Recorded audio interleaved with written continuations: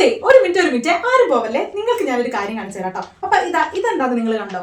അപ്പൊ നിങ്ങൾക്ക് കണ്ടപ്പോൾ മനസ്സിലായിട്ടുണ്ടാവും ഇത് തമിഴാണ്. ഇത് ഞാൻ എഴുതിയതാണ് കേട്ടോ. ഞാനൊരു തമിഴ്നാട്ടുകാരിയല്ല, ഞാൻ തമിഴ്നാട്ടിൽ പോയി നിന്നിട്ടുമില്ല.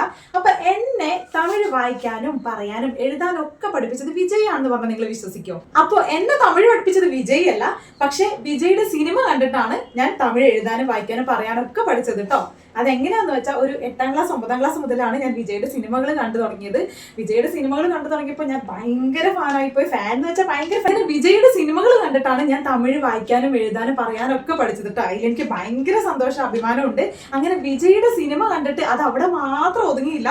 ആ ഒരു ഇഷ്ടം തമിഴ്നാടിനോടും തമിഴ് നാട്ടുകാരോടും പിന്നെ തമിഴ് പഠിക്കണം എന്നൊക്കെ ഉള്ള ഒരു ഭയങ്കര ഒരു ഇഷ്ടമായി പോയി.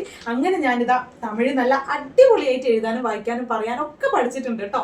അതിന്റെ ഫുൾ ക്രെഡിറ്റ് വിജയ്ക്കാണ്. ഇന്നത്തെ ഇലക്ഷന്റെ റിസൾട്ട് വന്നപ്പോൾ മുതൽ ഞാൻ താഴെ ഒന്നും ആയിരുന്നില്ല. അത്രയ്ക്ക് സന്തോഷമായിരുന്നു. എന്താ പറയണ്ടേന്ന് അറിയില്ല, എങ്ങനെയാ പറയണ്ടേന്ന് അറിയില്ല. ആകെ ഒരു കിളി പോയ അവസ്ഥയായിരുന്നു. ഭയങ്കര സന്തോഷം. എങ്ങനെയാ പറഞ്ഞറിയിക്കണമെന്ന് അറിയില്ല. പ്രാർത്ഥിച്ചിരിക്കായിരുന്നു, ഈശ്വര ജയിക്കണേന്ന് പറഞ്ഞാൽ. ഈ ഒരു കാര്യം ഇപ്പൊ പറയുന്നതിനേക്കാൾ നല്ലൊരു സന്ദർഭം പിന്നെ എനിക്ക് കിട്ടുന്നു തോന്നുന്നില്ല. അതുകൊണ്ടാണ് ഞാനിതാ ഇത് പൊക്കി പിടിച്ചിപ്പോ വന്നത്.